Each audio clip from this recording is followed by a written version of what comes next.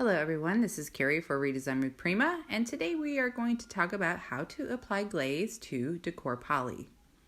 This beautiful Decor Poly is bendable, odorless, no heat required, and you just simply glue it onto your projects. And I want to show how to glaze on this beautiful piece called Baroque Elegance. Here I'm adding a base coat of black chalk paint. The Decor Poly takes the paint so beautifully. Looks like cast iron. I just love how it looks. You can certainly throw a lot of mediums at it. It will take it just beautifully. Next, I'm showing you our glaze called Mint Condition from our CeCe Restyled collection. This stuff is thick and creamy and beautiful and covers so well. And I just love the color. I'm going to give my surface a light mist just to help the glaze move around into all the nooks and crannies of the Decor Poly. And I give it a pretty good coat. You don't have to go too crazy on certain surfaces, but with this, there's so many details. I really wanted to add the glaze everywhere possible because I am going to remove it. And here you can see, yes, there's nice coverage.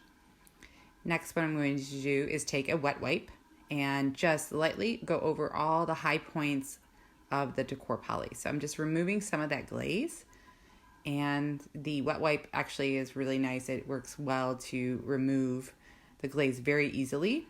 I prefer it over a paper towel, but a paper towel will work also.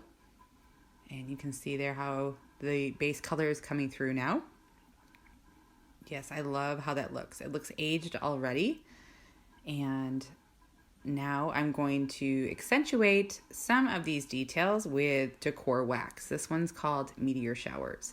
It is a coppery decor wax, very shimmery, very concentrated too. So when you add it to your surface, you can really see it stand out. And you do not need to use very much.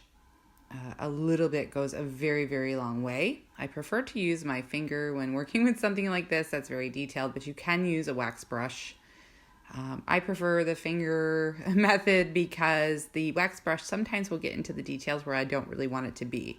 With my finger, I feel like it just hits the high points that I want to highlight of this beautiful design. And here you can see I'm just lightly going over it. Again, I don't have to add a lot to it. A little bit just goes a long way. I can just keep going and going and going until I cover as much as I want. You can use a little bit of clear wax to remove any if you get some in any places you don't want it. And here it is. You can see the shimmer, you can see the glaze, and still some of that black paint comes through. It's really dimensional and beautiful. And now all I have to do is add a strong glue and add it to my project. That's it.